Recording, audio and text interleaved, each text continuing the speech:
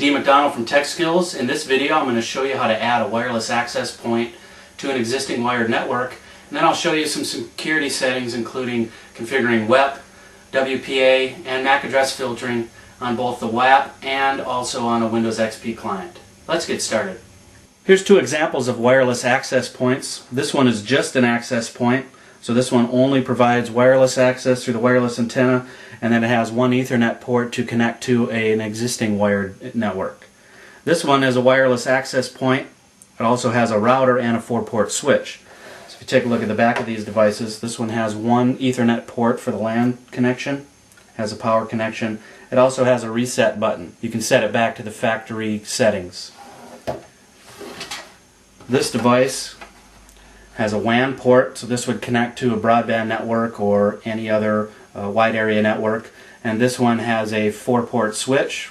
One of these ports is an uplink switch, and it has a power connector. This one also has a reset switch, so if we want to set it back to the factory specs, we can hit the reset switch and reset it back to the factory settings. Here is the network configuration. Currently have a broadband router, has a 4-port switch. This is the default gateway for the network. Uses the IP address 192.168.1.1. This is connected to the internet via a DSL modem. I'm going to be adding a wireless access point. It will use the IP address 192.168.1.245. Currently have one client on the network. Has a wired connection with the IP address 192.168.1.100, and I will be adding a wireless interface which will use the IP address 192.168.1.200. So all devices on this network will use a static IP address. I could use DHCP, but for this network scenario I'm going to use just static IP addresses and static TCP/IP settings. Adding the wireless access point to my current wired network is relatively straightforward. Plug one end of a patch cable into the WAP. The other end just gets plugged into the router, one of the switches on the router. This gray cord plugs into the WAP. This yellow cord is connected to the client that's on the network, and this red cord goes to the DSL modem. So adding a wireless access point to an existing wired network is as simple as plugging a patch cable from the WAP into one of the ports on the switch. I've connected the wireless access point to the broadband router using a standard Ethernet patch cable. Now I need to connect to the wireless device using a web browser, and then I can make my configuration settings. To connect to it, I need to type in the IP address of the device. In this case it's 192.168.1.245. First thing I'm required to do is authenticate to the WAP. By default this uses a blank username and the password of admin. Each wireless device will be different, but they will all have a default access setting. So one of the first things you need to do is change the password. So I'll add a new secure password and then save those settings. Once the settings are saved, generally close the browser, reopen it, and then I'll have to reconnect to that IP address, and this time I have to add my new password. So that's one of the first things you should do. You should always change the default password. Now that I've changed the administrative password, the next thing I'm going to change is the security set identifier, or SSID. The SSID is basically the name of the wireless device or the wireless network. So this is what clients will use to connect to when they configure their wireless settings. Each device will have a default setting. In this case, this one happens to be called Linksys. I'll change this to Test Lab. It's a good idea to choose a unique SSID. I have seen clients that plug in multiple devices and use the default settings. This can cause a problem if you have two network devices that are in close proximity that use the same SSID. You can cause a conflict, and it can cause all sorts of network configuration problems. So it's a good idea to choose a SSID that's unique and that's not going to be used by anybody else in the same area. A couple of other settings we can set on this screen is I can choose whether I will allow only wireless G devices or B devices or both. In this case, I'm going to have a mix of G and B devices, so I'll leave that as mixed. And then I can also set a wireless channel. In this case, it defaults to 6. I'll leave it as the default. Then we can change our SSID broadcast. We can enable or disable. This allows us to specify whether we want our wireless device to broadcast the name or the SSID.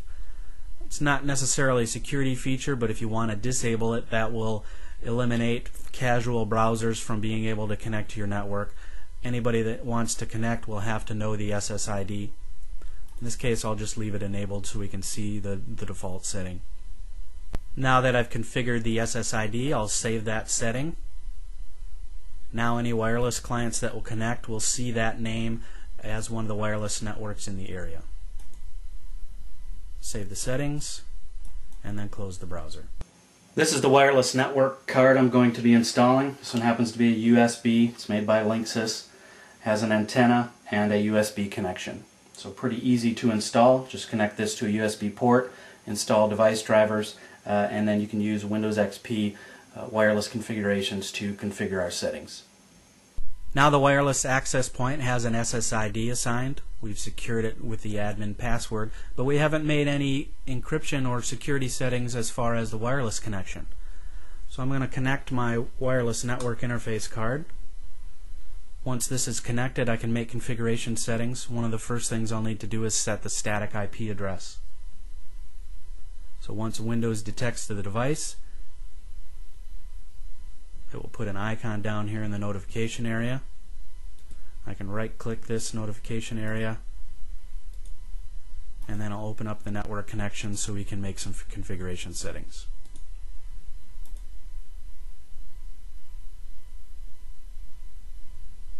So first thing I need to do is set the TCP/IP settings. In this case, this device is going to use a static IP address of 192.168.1.200.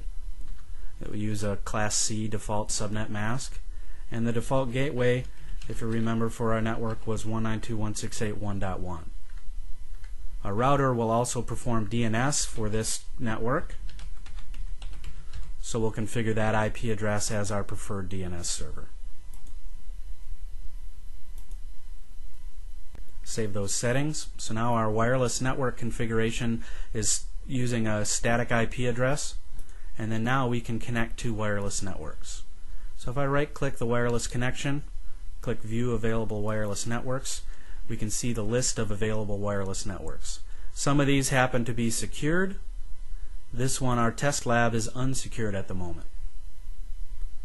Double-click. Here it's telling me, hey, test lab is not a secure network. Are you sure you want to be able to connect? I'll just connect here so you can see what happens if you connect to an unsecured network.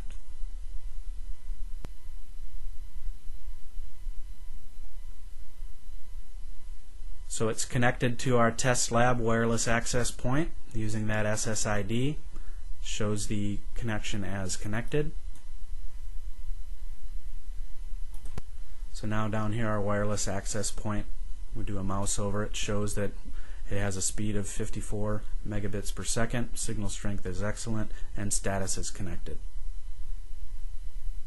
To test this connection, I'll disable the wired connection.